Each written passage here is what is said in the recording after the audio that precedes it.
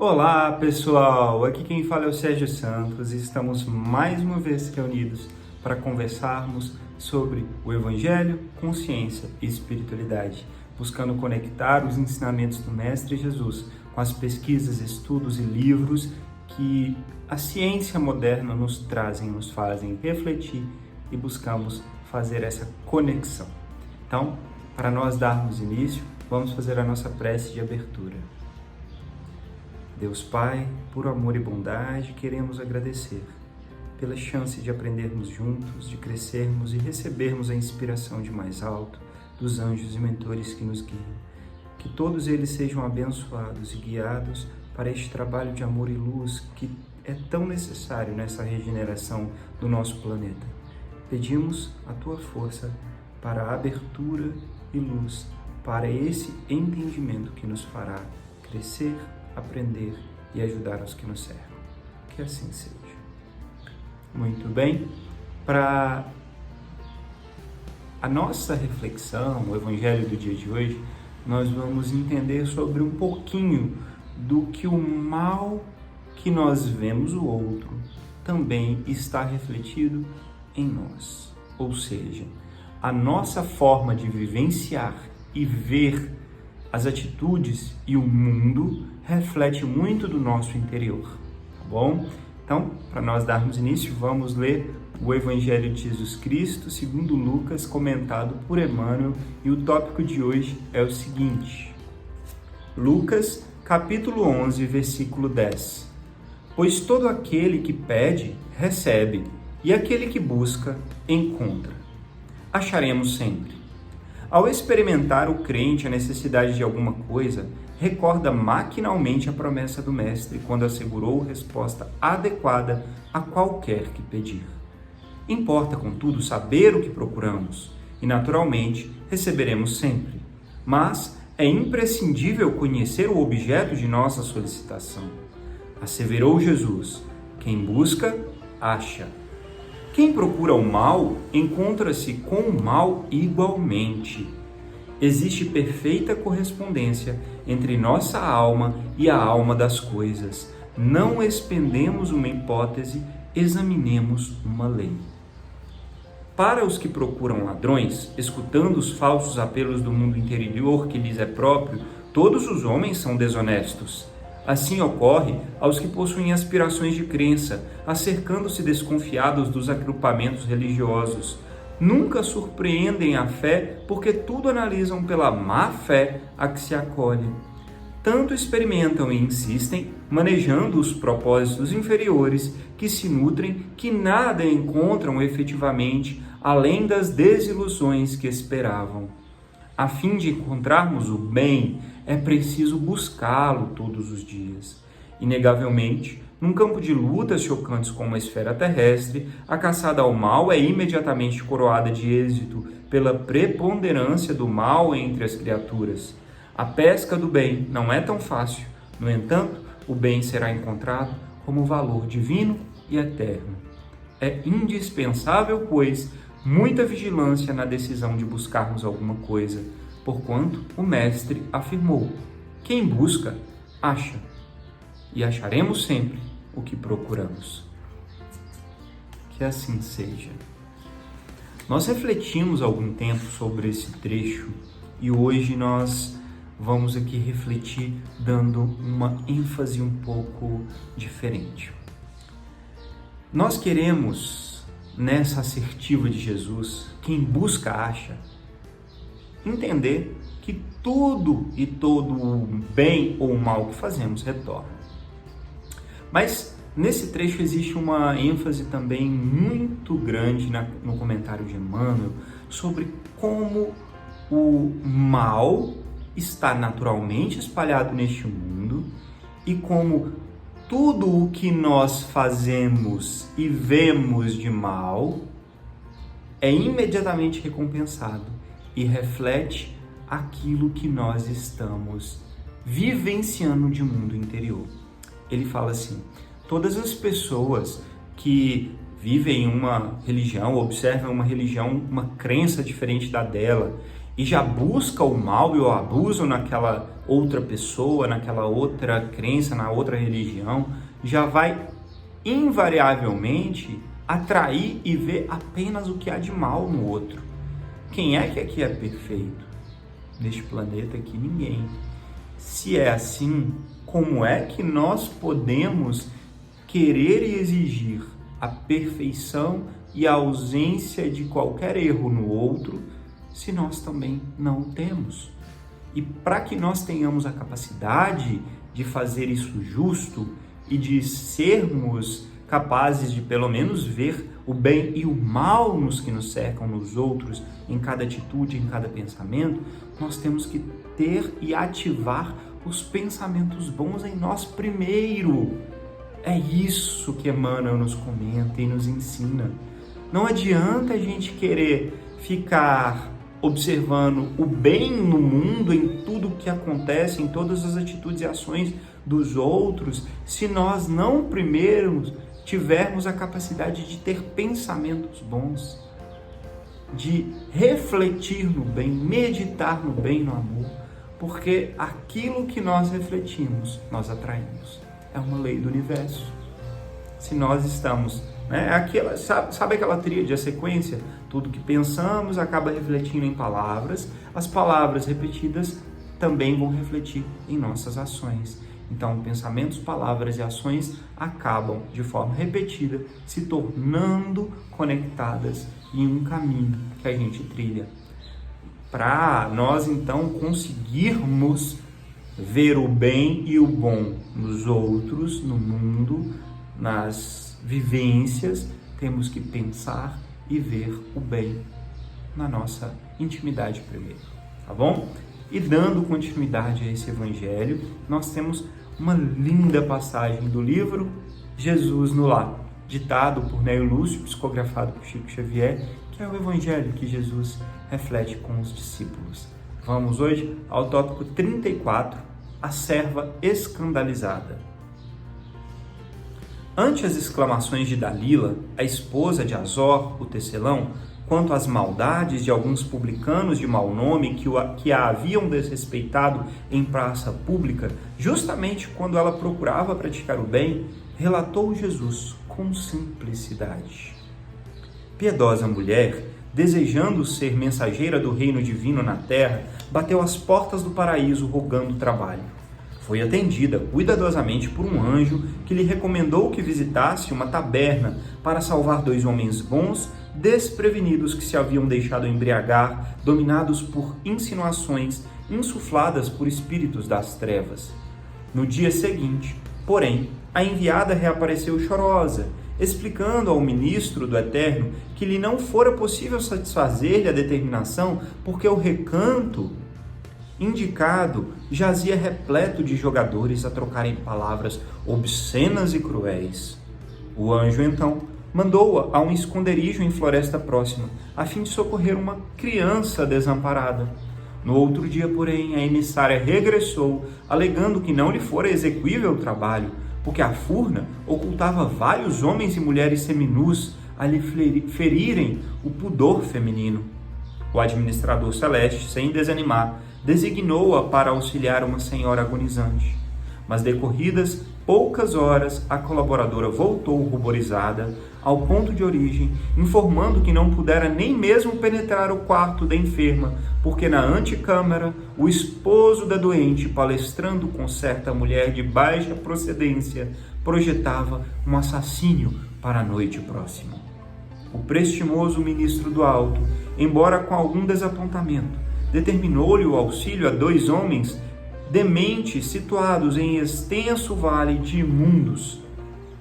No dia imediato, a serva escandalizada retornava célere, esclarecendo que não conseguira alcançar o objetivo, porquanto os loucos viviam impressionados com cenas de vida impura a lhe causarem extrema repugnância.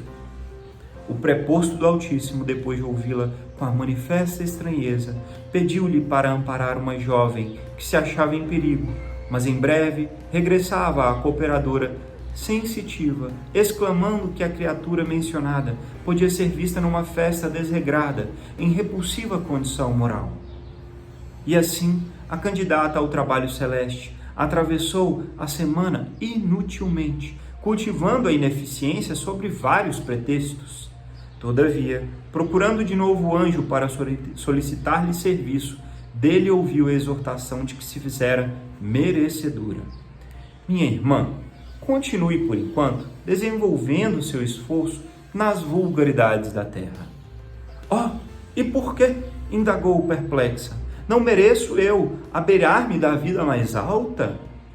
Seus olhos estão cheios de malícia, elucidou o ministro tolerante. E para servir ao Senhor, o servo do bem retifica o escândalo com amor e silêncio, sem se escandalizar. Calou-se o mestre por minutos longos e depois concluiu sem afetação. Quem se demora na contemplação do mal não está em condições de fazer o bem. Os circunstantes entreolharam-se espantadiços e a oração final do culto doméstico foi pronunciada, enquanto lá fora a lua muito alva, desfazendo a treva noturna, simbolizava radioso convite do céu ao sublime combate pela vitória da luz. Que assim seja. Olha como essa passagem complementa essa reflexão do Evangelho que Emmanuel nos trouxe sobre observarmos e cultivarmos o bem em nós, vencendo o mal em nós nos pensamentos, para depois olharmos o próximo. Nesse trecho, uma irmã, provavelmente com razão, se sentiu escandalizada por ofensas e palavras de publicanos que estavam na rua, em praça pública, e chegou ao mestre com tristeza e revolta. E Jesus nos conta uma história tão humana, tão cheia de nós, que a carapuça nos serve. Quantas e quantas vezes nós queremos ajudar, mas exigimos condições para fazermos o bem. Ai. E aí vem Jesus com essa história sublime. Uma candidata à santidade que bate às portas do céu e é recebida por um anjo. E esse anjo dá a ela tarefas várias, com diversas pessoas em localidades, pessoas que precisavam de verdade de ajuda. E ela todas as vezes retorna escandalizada, falando ao anjo: nossa, eu não pude continuar a tarefa do bem e ajudar, porque as pessoas ao redor me escandalizaram, eram vulgares, eram más, tinham atitudes ruins, tinham pensamentos ruins, ainda eram entregas a pensamentos e atitudes mais humanas e animalizadas. Cadê a novidade? Nós estamos no mundo. O mundo é repleto de pessoas ainda por evoluir. E nós temos as nossas inferioridades também. E se nós ficarmos olhando as condições perfeitas para poder servir, nós não temos o bem suficiente em nós. A bondade está no olhar de quem olha. Nós vamos ver escândalos no mundo porque é um mundo de provas e expiações. A questão é, se nós nos demorarmos, como disse o mestre, em contemplação do mal, não temos condições de fazer o bem. Significa o seguinte: não vamos ficar sendo audiência para a maldade e o mal, mais do que o necessário para sabermos que ele existe e podermos refletir uma forma de ajudar. Fora isso, não merece nossa contemplação mal nenhum, mas sim as ações no bem, fazer o bem. E isso começa por nosso interior, pensando na capacidade que todos temos de sermos bons, apesar dos defeitos e problemas que todos ainda trazemos. Essa reflexão é belíssima e perfeita e é o ensinamento do Mestre Jesus. Os olhos de quem vê refletem aquilo que vai ser visto e a forma como vai ser visto, para que assim possamos agir, entender que estamos no bem e no mal, e não podemos nos demorar no mal se queremos fazer o bem. Dentro dessa reflexão, nós trouxemos hoje um artigo científico que é muito interessante e faz essa reflexão do bem e do mal. E o artigo científico de hoje tem o título seguinte: Como nos vemos e como vemos os outros. Esse artigo científico foi publicado numa revista muito importante na comunidade científica, Science, né, que quer dizer ciência, no ano de 2008, e o autor é a Emily Cronin. Bem, nesse artigo científico, nós temos uma reflexão sobre a forma diferente que cada um tem de se olhar e de olhar ao próximo, ao outro. Essa reflexão é muito interessante porque, no fim, a autora fala o seguinte: nós somos todos capazes de fazer uma autoanálise e também, invariavelmente, por estarmos no mundo, julgamos aos que nos cercam. Agora, existe um parâmetro que é fundamental para esse julgar aos que nos cercam, comparado ao julgar a nós mesmos, que é o seguinte: nós sabemos interiormente, consciente ou inconscientemente, todas as nossas boas intenções, bons pensamentos, lados positivos e tudo que nós temos de desejo de fazer o bem.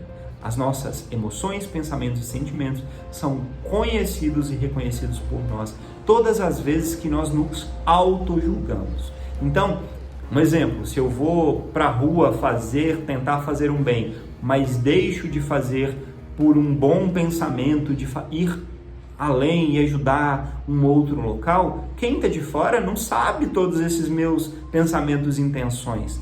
Só vai ver que eu fui fazer o bem e não realizei naquele momento.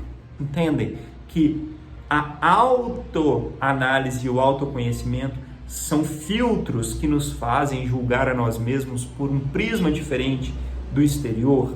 E aí, quando nós analisamos o outro, o próximo, as atitudes do outro, a gente só vê o quê? As ações. O outro fez ou não fez? Julgou ou não julgou? Falou ou não falou? Mas nós não temos acesso aos pensamentos, intenções e sensações do outro. Entendem o tanto que isso é diferente na hora de julgar, de emitir uma opinião? E aí, o que o autor fala é: se queremos fazer o bem, se queremos ser justos e corretos, busquemos então nos julgar apenas pelas ações e não somente pelas nossas intenções, pensamentos e emoções, ou ao julgar o outro, julguemos também o outro, não só pelas ações, mas também pelas intenções e sensações que nós devemos buscar conhecer, para que nós sejamos justos e equilibrados nos nossos julgamentos. Olha que profundo e como isso corrobora o que Jesus nos ensinou. Que toda a nossa intenção de fazer o bem depende de nossos pensamentos e dos olhos bons que nós tenhamos para com o próximo, né? Então, em resumo, paremos de contemplar excessivamente o mal. É um esforço tremendo para mim todo dia também. Parar de ficar olhando excessivamente o ruim, o mal, os defeitos e os erros e ver o lado bom, ver as perspectivas boas e agir no bem. Aí nós vamos ter um mundo melhor em um tempo muito mais curto do que nós podemos imaginar. Tá bom? Muito bem, para nós darmos encerramentos, vamos fazer a nossa prece. Deus, Pai de amor e bondade, gratidão por esse evangelho e ensinamento bendito que nos guia e ilumina.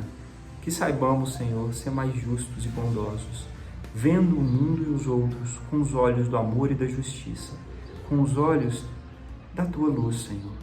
Que saibamos nos abrir à inspiração dos anjos e mentores e que eles sejam todos abençoados, que o bem possa cada vez mais preponderar em nossos pensamentos, palavras e ações para refletir no mundo. Que assim seja. Gratidão pela oportunidade de conversarmos mais uma vez. Namastê e até a próxima.